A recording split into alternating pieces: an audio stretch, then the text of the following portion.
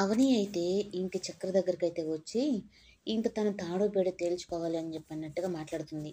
ఇంకా పల్లవిని నీ దగ్గరకొచ్చి పల్లవి నీతో మాట్లాడినప్పటి నుంచి ఇంట్లో చాలా విచిత్రంగా ప్రవర్తిస్తుంది. తనకేం చెప్పి పంపించావు? మీనాక్షి మా అమ్మ నా మొదటి భార్య అని చెప్పావా? అని చెప్పాననంటే, నా కూతురికి అవన్నీ చెప్పాల్సిన అవసరం లేదు. తను నా కూతురు అని చెప్పానంటే, మరి నేనెవరిని? వేరే వాళ్ళ కూతురినా? నేను నీ కూతురినే కదా!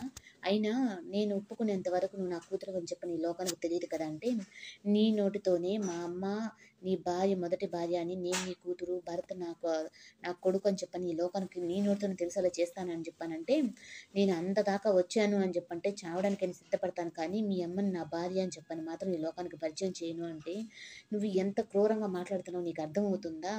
నిన్ను పోనీలే నువ్వు ఒప్పుకుంటే నిన్ను జైలు నుంచి విడిపించాలని చెప్పని అనుకుంటున్నాను. అక్కడ ఆ పిచ్చిది నా భర్త జైల్లో ఉన్నాడు. వచ్చిన తర్వాత నిజం ఒప్పుకుంటాడని చెప్పని ఆశపడుతుంది. కానీ నువ్వు ఇలాంటి నీచుడివని తెలియక ఇంకా మా అమ్మ నిన్ను నమ్ముతూనే ఉంది అని చెప్పనని ఇంకా అవని కండ్ల నిండా నీళ్లు పెట్టుకొని ఇంక చక్ర దగ్గర దగ్గర బాధపడుతుంది. అయినా గాని కనికరం లేకుండా మాట్లాడతాడు.